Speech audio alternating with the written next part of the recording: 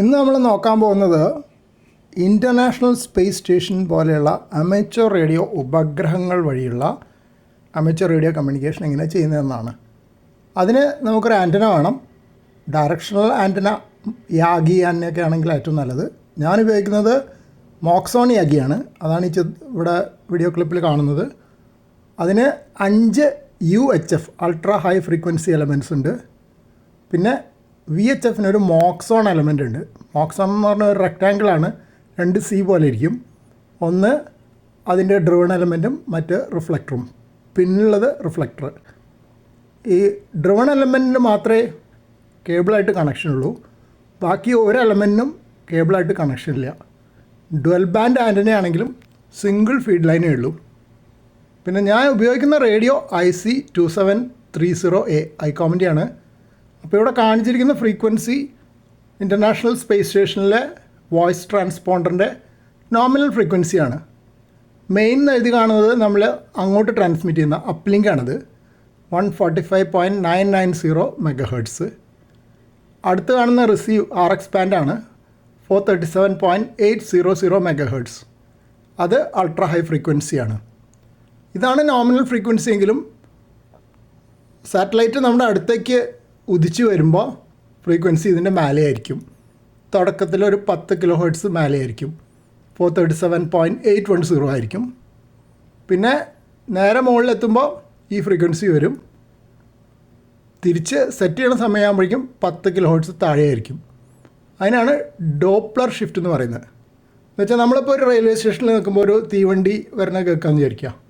തീവണ്ടിയുടെ ചൂളംവിളി ആദ്യം നമ്മുടെ അടുത്ത് വരുന്തോറും ഫ്രീക്വൻസി കൂടി വരും. പിന്നെ തിരിച്ച് നമ്മുടെ അടുത്ത് നിന്ന് പോകുമ്പോൾ ചൂളംവിളിയുടെ ഫ്രീക്വൻസി കുറഞ്ഞു വരും. അതാണ് ഈ ഡോപ്ലർ ഷിഫ്റ്റ് എന്ന് പറയുന്നത്. അപ്പോൾ ഈ ചിത്രത്തിൽ ഒന്നുകൂടെ എഴുതി കാണിച്ചിട്ടുണ്ടെന്ന് മാത്രം. Uplink VHF frequency, downlink UHF frequency. ഇത് ഇൻ്റർനാഷണൽ സ്പേസ് സ്റ്റേഷനിലെ വോയിസ് ട്രാൻസ്പോണ്ടറാണ്. ഈ ട്രാൻസ്പോണ്ടർ എന്ന് പറഞ്ഞാൽ റിപ്പീറ്റർ പോലെ തന്നെയാണ്. നമ്മൾ അങ്ങോട്ട് അയക്കുന്ന സിഗ്നൽ പിടിച്ചെടുത്തിട്ട് അതിൻ്റെ ഓഡിയോ എക്സ്ട്രാക്ട് ചെയ്തിട്ട് തിരിച്ച് ഡൗൺ ലിങ്കിൽ ഇങ്ങോട്ട് അയക്കും. അപ്പോൾ നമ്മൾ VHFൽ ട്രാൻസ്മിറ്റ് ചെയ്തിട്ട് UHFൽ റിസീവ് ചെയ്യും. സാധാരണ റിപ്പീറ്ററിൽ എങ്ങനെയാണെന്ന് വെച്ചാൽ നമ്മൾ അയക്കുന്നതിൻ്റെ ഒരു കുറച്ച് kHz മാത്രമേ മാറുള്ളൂ. ഇത് MHz മാറുന്നുണ്ട്. പിന്നെ സാറ്റലൈറ്റിലെ റിപ്പീറ്ററിന് നമ്മൾ റിപ്പീറ്റർ എന്നല്ല സാധാരണ പറയാറ്, ട്രാൻസ്പോണ്ടർ എന്നാണ് പറയാറ്. അപ്പോൾ എൻ്റെ റേഡിയോയിൽ ഏത് ആണ് നമ്മൾ ട്രാൻസ്മിറ്റ് ചെയ്യുന്ന ബാൻഡ് എന്ന് വെച്ചാൽ അതിന് മെയിൻ ബാൻഡ് എന്നാണ് പറയുന്നത്. അതവിടെ കാണിച്ചിരിക്കുന്നത്. ആ മെയിൻ ബാൻഡ് ചൂസ് ചെയ്ത് കഴിഞ്ഞാൽ അവിടെ മെയിൻ എന്ന് അവിടെ കാണിക്കും. മറ്റേ സൈഡിൽ ഇതേപോലെ തന്നെ ഇതുണ്ട് ബട്ടൺസ്. അപ്പുറത്തെ മെയിൻ പ്രസ് ചെയ്ത് കഴിഞ്ഞാൽ അത് മെയിൻ ബാൻഡ് ആവും. അതായത് ചില സാറ്റലൈറ്റുകൾക്ക് നേരെ തിരിച്ചുണ്ട്. മേലോട്ട് അപ്ലിങ്ക് UHFലും ഡൗൺലിങ്ക് VHFലും വെരി ഹൈ ഫ്രീക്വൻസിയിലുള്ളതുണ്ട്. അങ്ങനത്തെ സാറ്റലൈറ്റ് വർക്ക് ചെയ്യണമെങ്കിൽ അപ്പുറത്തെ സൈഡിലെ മെയിൻ ബാൻഡ് പ്രസ് ചെയ്യണം. അപ്പോൾ റിവേഴ്സ് ചെയ്യും. നേരത്തെ ഡോപ്ലർ കറക്ഷനെ പറ്റി പറഞ്ഞല്ലോ. അപ്പോൾ ഈ ഡോപ്ലർ കറക്ഷന് സാധാരണ നമ്മളൊരു ഏതെങ്കിലും ഒരു വെബ്സൈറ്റിലോ അല്ലെങ്കിൽ ആപ്പിലോ നോക്കിയിട്ട് വേണം ഡോപ്ലർ കറക്ഷൻ ചെയ്യാൻ വേണ്ടിയിട്ട്. അപ്പോൾ ഞാൻ സാധാരണ അർജൻറ്റീനിയൻ ആംസാറ്റ് വെബ്സൈറ്റ് ഉണ്ട്, അതിൽ നോക്കിയിട്ടാണ് ഡോപ്ലർ കറക്ഷൻ ചെയ്യുക. പക്ഷേ ഏകദേശം ഇങ്ങനെയായിരിക്കും തുടക്കത്തിൽ. പാസ് തുടങ്ങുന്ന സമയത്ത് 10 മിനിറ്റ് നേരമാണ് ഒരു പാസ് ഉണ്ടാവും നമ്മുടെ റീജിയനിൽ. തുടക്കത്തിൽ ഡൗൺലിങ്ക് ഫ്രീക്വൻസി 437.810 ആയിരിക്കും. ഓരോ 2-3 മിനിറ്റ് കഴിയുമ്പോഴും 5 kHz വെച്ച് മാറിക്കൊണ്ടിരിക്കും. അപ്ലിങ്ക് അതുപോലെ തിരിച്ചാണ്, താഴെയാണ് കാണുന്നത്. 990 പകരം 985 ആയിരിക്കും തുടക്കത്തിൽ. പിന്നീട് സാറ്റലൈറ്റ് നമ്മുടെ ഏറ്റവും അടുത്തെത്തുന്ന സമയത്ത് 990 തന്നെ എത്തും. അതിനാണ് ടൈം ഓഫ് ക്ലോസസ്റ്റ് അപ്രോച്ച് അല്ലെങ്കിൽ TCA എന്ന് പറയുന്നത്. ഉദിച്ചു വരുന്ന സമയത്തിന് അക്വിസിഷൻ ഓഫ് സിഗ്നൽ AOS എന്ന് പറയും. അസ്തമിക്കുന്ന സമയത്തിന് ലോസ് ഓഫ് സിഗ്നൽ LOS എന്നും പറയും. ഇനി നമുക്ക് സ്പേസ് സ്റ്റേഷൻ്റെ ട്രാൻസ്പോണ്ടർ ആക്സസ് ചെയ്യണമെങ്കിൽ വെറുതെ സിഗ്നൽ അയച്ചാൽ പോരാ, അതിൻ്റെ കൂടെ ഒരു ഓഡിയോ ടോണും കൂടെ അയക്കണം. അതിനാണ് CTCSS ടോൺ എന്ന് പറയുന്നത്. അപ്പോൾ CTCS ടോൺ എന്ന് പറഞ്ഞാൽ ഒരു 67 Hz ആണ് ഇതിൻ്റെ കൂടെ നമ്മുടെ VHF സിഗ്നലിൻ്റെ കൂടെ അയക്കേണ്ടത്. അത് അയച്ചാലാണ് അതിൻ്റെ സ്ക്വെൽഷ് ഓപ്പൺ ചെയ്യുള്ളൂ ഇൻ്റർനാഷണൽ സ്പേസ് സ്റ്റേഷനിലെ വോയിസ് ട്രാൻസ്പോണ്ടറിനെ. വേറെ ട്രാൻസ്പോണ്ടറുകൾക്ക് വ്യത്യാസം ഉണ്ടാവും. ഇപ്പോൾ IO86 ലാപ്പാൻ A2 എന്ന് പറഞ്ഞൊരു സാറ്റലൈറ്റ് ഉണ്ട് ഇന്തോനേഷ്യയുടെ. അതിനാണെങ്കിൽ നമ്മൾ അപ്ലിങ്കിൽ കൊടുക്കേണ്ടത് 88.5 Hz ആണ്. അപ്പോൾ ആ സാറ്റലൈറ്റ് വർക്ക് ചെയ്യുമ്പോൾ അത് മാറ്റി സെറ്റ് ചെയ്യണം. ഇതൊക്കെ മെമ്മറിയിൽ സ്റ്റോർ ചെയ്യുകയും ചെയ്യാം കേട്ടോ. ഞാൻ പക്ഷേ മെമ്മറിയിൽ സ്റ്റോർ ചെയ്യുന്നതിന് പകരം മാനുവലായിട്ട് ചെയ്യാറാണ്. അപ്പോൾ ഇത് ആക്സസ് ചെയ്യുന്നത് ടോൺ സെറ്റപ്പ് ആക്സസ് ചെയ്യുന്നത് മെനു ബട്ടൺ എന്നാണ്. മെനു ബട്ടൺ പ്രസ് ചെയ്തിട്ട് ആർ ടോൺ ആണ് നമ്മൾ സെലക്ട് ചെയ്യുന്നത്. ആർ ടോൺ സെലക്ട് ചെയ്തിട്ടാണ് നമ്മൾ CTCSS ടോൺ സെറ്റ് ചെയ്യാൻ പോകുന്നത്. സെലക്ട് ചെയ്ത് കഴിഞ്ഞാൽ MW വെച്ചിട്ടാണ് നമ്മൾ പിന്നീട് അങ്ങോട്ട് നീങ്ങുന്നത്. അത് എൻ്റർ ബട്ടൺ ഈക്വലൻ്റ് ആണ്.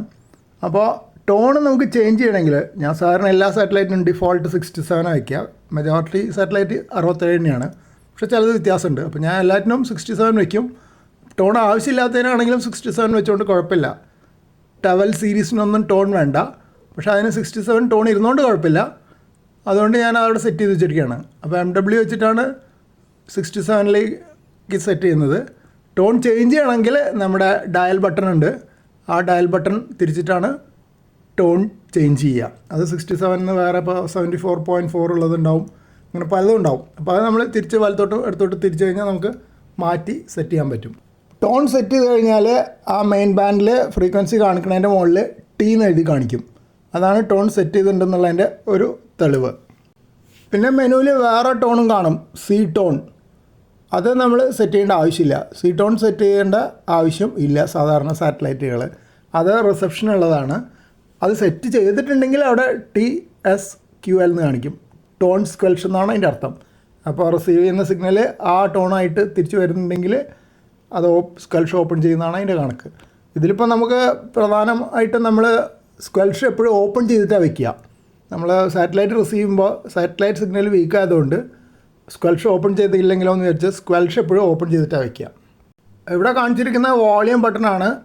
നോബാണ് വോളിയം തിരിക്കാൻ കൂട്ടുകയും കുറയ്ക്കുകയും ചെയ്യാനുള്ളത്, ഓഡിയോ കൂട്ടുകയും കുറയ്ക്കുകയും ചെയ്യാനുള്ളത്. ഓരോ സൈഡിലും ഓരോന്നുണ്ട്. 2 സ്പീക്കർ ഉണ്ട്. 2 ബാൻഡിനും ഒന്നിച്ച് റിസീവ് ചെയ്യാൻ പറ്റും. അതെന്ന് വെച്ചാൽ ഫുൾ ഡ്യൂപ്ലെക്സ് റേഡിയോ ആണത്.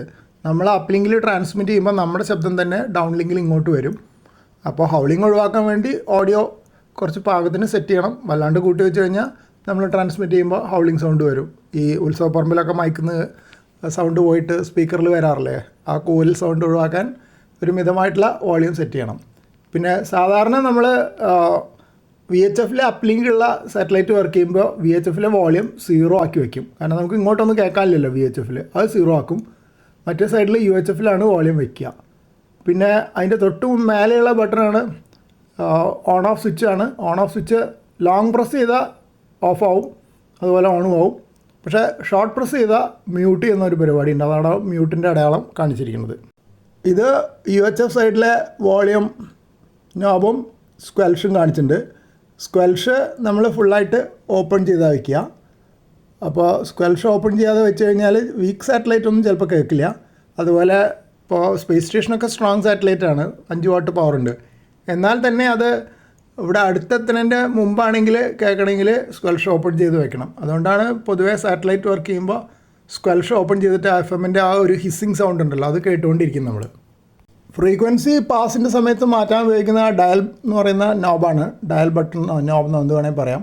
അത് ഉപയോഗിച്ചിട്ടാണ് ഫ്രീക്വൻസി ഇടത്തോട്ടും വലത്തോട്ടും തിരിച്ചു കഴിഞ്ഞാൽ അതിനനുസരിച്ച് ഫ്രീക്വൻസി കൂടുകയും കുറയുകയും ചെയ്യും. ഞാൻ മോക്സോണിയാക്കി എന്താ ചെയ്യുന്നത് വെച്ചാൽ സാറ്റലൈറ്റിൻ്റെ പാസ് ഡയറക്ഷൻ കണ്ടുപിടിക്കും. n2io.com അതേതെങ്കിലും വെബ്സൈറ്റ് ഉപയോഗിച്ചിട്ട് കണ്ടുപിടിക്കും. എന്നിട്ട് ആ പാസിൽ മാക്സിമം എലിവേഷൻ, അതായത് നമ്മുടെ ഏറ്റവും അടുത്ത് വരുന്ന ഡയറക്ഷൻ കണ്ടുപിടിക്കും. ആ ഡയറക്ഷനിലേക്ക് ആൻറ്റന ആദ്യമായിട്ട് മാനുവലായിട്ട് തിരിച്ചു വയ്ക്കും. ടെറസിൻ്റെ മുകളിലാണ് ആൻറ്റന, ഷാക്കിൻ്റെ തൊട്ടടുത്ത് തന്നെയാണ്. പോയിട്ട് അത് തിരിച്ചു വയ്ക്കും. തിരിച്ചു വെച്ച് കഴിഞ്ഞാൽ അപ്പോൾ ആ സെൻറ്റർ ഓഫ് ദി പാസ് കുറച്ച് നന്നായിട്ട് കിട്ടും. പിന്നെ സൈഡിലൊക്കെ വീക്കായിരിക്കും സിഗ്നൽ. അപ്പോൾ അതുകൊണ്ട് ആ സിഗ്നൽ നമുക്ക് കേൾക്കാനും ബുദ്ധിമുട്ടാണ്. അപ്പോൾ ഞാൻ സാധാരണ 10 മിനിറ്റ് പാസിലോട്ട് നടുക്കിലത്തെ 5 മിനിറ്റൊക്കെ വർക്ക് ചെയ്യാറുള്ളൂ. അതെനിക്ക് എൻ്റെ ഫിക്സ്ഡ് എലിവേഷൻ എസ്റ്റിമേറ്റ് എന്ന് പറയും. ശരിക്കും സാറ്റലൈറ്റ് വരുമ്പോൾ ഇതിൻ്റെ വെർട്ടിക്കൽ എലിവേഷനും കൂട്ടുകയും കുറയ്ക്കുകയും ചെയ്യണം. അതായത് ഇപ്പോൾ നേരെ മുകളിൽ കൂടെ പോണ പാസ്സാണെങ്കിൽ കുത്തനെ മുകളിലേക്ക് വെക്കണം ആൻറ്റന. അത് ഓട്ടോമാറ്റിക്കലി റൊട്ടേറ്റർ വെച്ചിട്ട് റൊട്ടേറ്റർ 2 പ്ലെയിനിൽ റൊട്ടേറ്റ് ചെയ്യണ റൊട്ടേറ്റർ വേണം. ആ റൊട്ടേറ്ററിനെ കമ്പ്യൂട്ടർ വെച്ച് കൺട്രോൾ ചെയ്യുകയൊക്കെ വേണം, എന്നാലാണ് ബെസ്റ്റ് കിട്ടുക. ഇതിപ്പോൾ അതൊന്നും ഇല്ലാത്തൊരു ലിമിറ്റഡ് സെറ്റപ്പിലാണ് ഞാൻ ഓപ്പറേറ്റ് ചെയ്യുന്നത്. അപ്പോൾ ഞാൻ സാധാരണ മാക്സിമം എലിവേഷനുള്ള ഡയറക്ഷനിലേക്ക് സെറ്റ് ചെയ്ത് വയ്ക്കും. ചിലപ്പോൾ നല്ല സിഗ്നൽ കിട്ടുന്നുണ്ട് തോന്നിയാൽ ഒന്നുകൂടെ ടെറസിൽ പോയിട്ട് ഇപ്പോൾ റയർ സ്റ്റേഷനൊക്കെ ഒരു DX ഒക്കെ കേൾക്കുന്നുണ്ടെന്ന് വിചാരിച്ചാൽ ഒന്നും കൂടെ ക്ലിയർ ആക്കാൻ വേണ്ടിയിട്ട് പോയിട്ട് ആൻറ്റന ഒന്ന് തിരിച്ച് വന്നിട്ട് വീണ്ടും കേൾക്കും. അപ്പോൾ ചിലപ്പോൾ ദൂരെയുള്ള തായ്ലൻഡ് സ്റ്റേഷനോ അങ്ങനെ അല്ലെങ്കിൽ കുറച്ചപ്പുറത്തുള്ള സ്റ്റേഷൻ ഇൻഡോനേഷ്യനൊക്കെ ചിലപ്പോൾ കേൾക്കാറുണ്ട്. പക്ഷെ അധികം ഞാൻ വർക്ക് ചെയ്യുന്നത് നമ്മുടെ ലോക്കൽ സ്റ്റേഷൻസ് തന്നെയാണ്. VU തന്നെയാണ് അധികം വർക്ക് ചെയ്യാറ്. പിന്നെ 4S7 വർക്ക് ചെയ്തിട്ടുണ്ട്, അത് ശ്രീലങ്കയും വർക്ക് ചെയ്തിട്ടുണ്ട്. അപ്പോൾ ഇത്രയാണ് ചുരുക്കത്തിൽ ഞാൻ സാറ്റലൈറ്റ് ഓപ്പറേഷൻ ഉപയോഗിക്കുന്ന ടെക്നിക്ക്. പിന്നെ ഇതിലും നല്ല ടെക്നിക്ക് എന്ന് പറഞ്ഞാൽ 2 ബാൻഡിനും പറ്റിയ സിംഗിൾ ആൻ്റന ഉണ്ടാക്കുക, 2 ചെറിയ ഹാൻഡ് ഹെൽഡ് റേഡിയോ എടുക്കുക, പുറത്ത് പോവുക, ഒരു ആപ്പിൽ ഡയറക്ഷൻ കണ്ടുപിടിക്കുക, നേരെ സാറ്റലൈറ്റ് പോണ ഡയറക്ഷനിൽ പോയിൻ്റ് ചെയ്യുക. അതാണ് ഏറ്റവും ലളിതമായിട്ടുള്ള മെത്തേഡ്. അതിപ്പോൾ എനിക്ക് ഇവിടെ കുറച്ച് സാഹചര്യങ്ങളുടെ പ്രശ്നമുണ്ട്, അത് ഓപ്പറേറ്റ് ചെയ്യാനുള്ളൊരു സൗകര്യക്കുറവ് ഇവിടെ ഉണ്ട്.